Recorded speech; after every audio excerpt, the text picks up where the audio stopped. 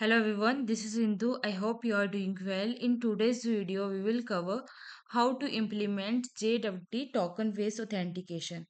So our first step is we need to click on ASP.NET Web API and click on the next button.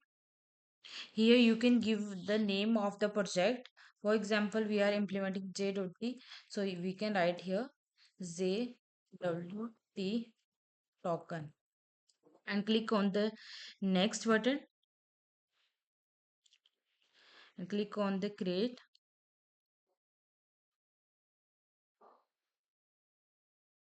And here our first step is we need to install three packages. First one is tools.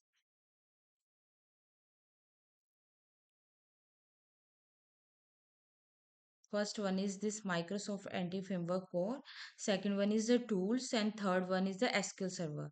Tools we are using to add the migration and update database, because in which we are using a database code first approach. And here we are choosing 9.0.10 version because it's a stable version. And click on apply. I accept, and then we can choose tools, and here again Microsoft Anti Framework Core dot tools, and here again we are choosing this version. Click on apply. I accept. And our last one is we need to install SQL Server.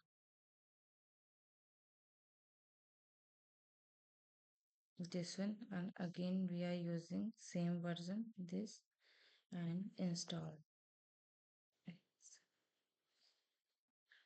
So our first step is we need to install these three packages every time when we create a new project. First one is the anti-framework core, SQL Server, because we are making a connection with SQL Server. SQL Server we are using tools for the add migration, and EF core is a make a bridge between your application and the database. It's a open relation mapper. And our second step is we can make new folder.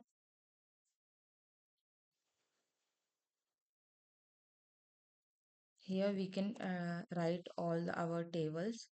So firstly, for the JWT token with authentication, we need to take a table user. So here we can firstly user register, and after that user will log in with the help of username and password. So firstly we can make a user table.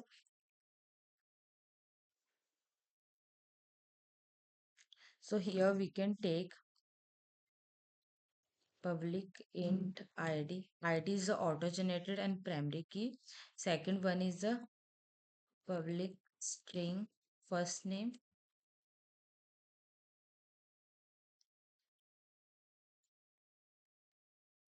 Second one is the last name. And then we can use a username, because user will log in with the help of username and password. So we can take here string, public string.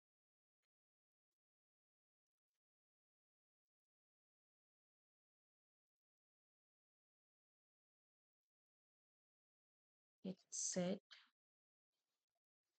Next we can take a password, and next we will take a confirm password.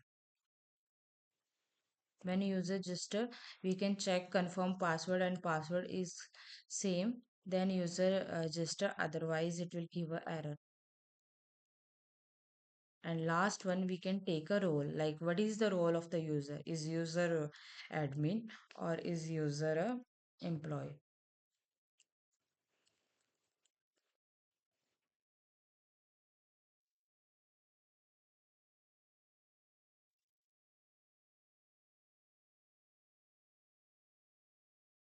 Get set. Our next step is we add a new class application DB context, where we can make a connection with our database. So add a class.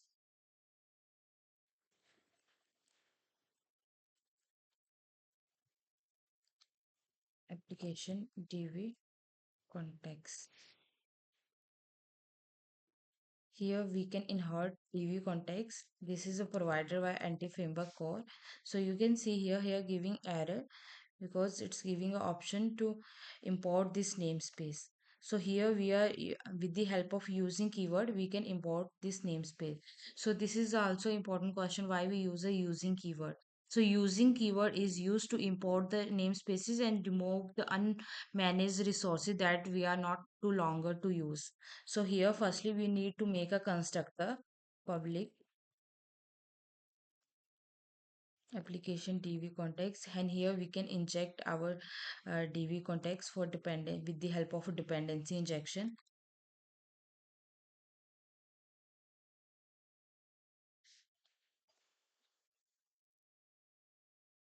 And after that we are making a user table. So this table we need to add in the database. So if here we need to put that table inside the public db set. So you need to write here after this, after injecting this public db set, and here you can take a user table that you already make here, and in the database we can give this name users. So when we add the migration, the in the database this table name will be a users, and this is the formal way to write, because in the class we can take a user and in the database we can add it users. Okay, next step is we make a connection with our database. So here we need to add our connection string, and here we can write a dv connection, and in which we can add all the configuration. So why we use the app setting.json file? App setting.json file is used to add all the configuration we can add here in the application in the app setting.json file. So here first one is server is equal, this name we can get from here because every pc have a different server name. So you can copy from here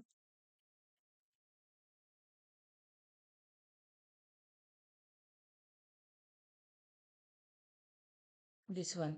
So in my laptop the server name will be a localhost, so you can copy from here and you can paste here semicolon, and next one you can give a database name, you can give any name. For example, for now we are using a JWT, so I will give here JWT token.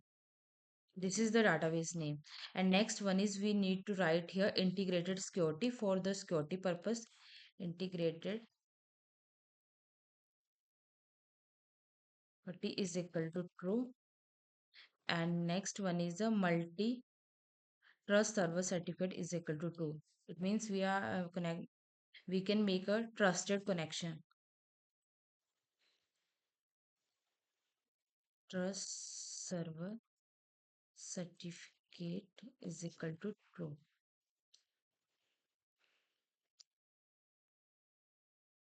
So we can add it here our connection string. This connection string we need to register here in the program.cs file. So why this is also again question why we use a program.cs file. So it's a main uh, file when we run our program from here. This is the first file that will be a start point, or you can say, and first file that will be a start. And here you need to register here builder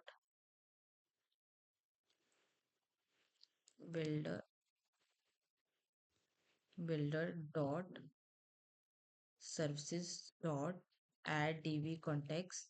Yes, here you can add your this name application db context name. This name you can copy, or you can directly you can write here application db context and rounded bracket.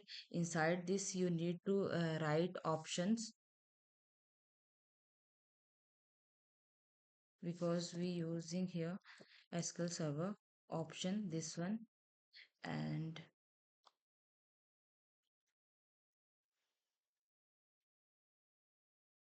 dot use SQL server,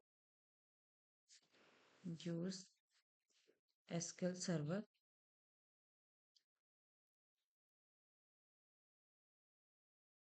rounded bracket. Here we can put our connection string. This connection string we need to get, so we can get with the help of welder.configuration.get connection string. So this name we need to put here in the program.cs file.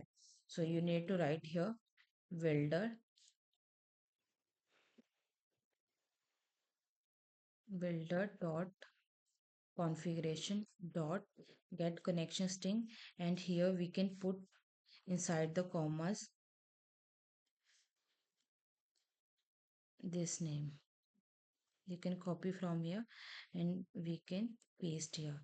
So we can, now we are completed all the setup.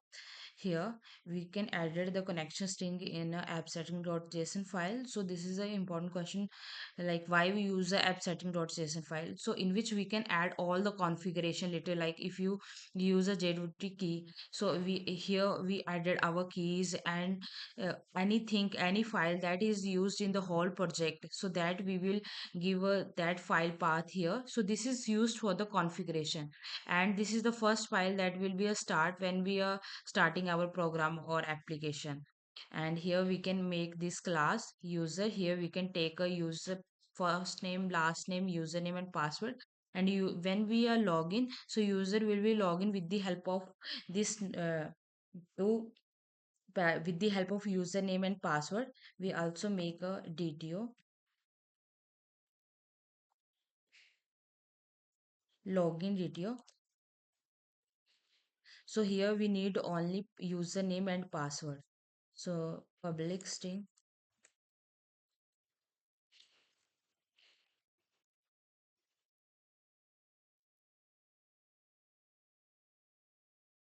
When user login, it will be generated a token after user login. So this is we are making a simple setup, and the next step is we here we are using a code first approach. So we need to add migration here.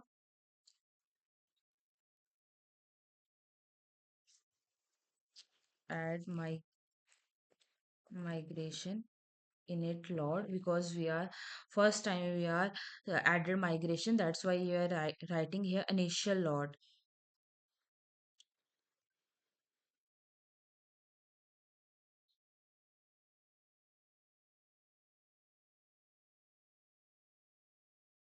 And next step is, you can see here, this table will be created users in the database, and id is the primary key and other are string, and id is the primary key. And the next step is we need to add migration, update database. The next is update database. Okay, so this database will be created in our database in our SQL. So this is the name. So we check here, connect from here, database. Yes, this one we can make, and this table we are making here users. So you can see here this table will be created. So in today video we are making a simple like simple setup of our project. In the next video we will cover the next part. We can make a interface and service, and here we can do all the implementation for register and the login user. So this is done for today class, today video. Thanks for watching. Bye bye.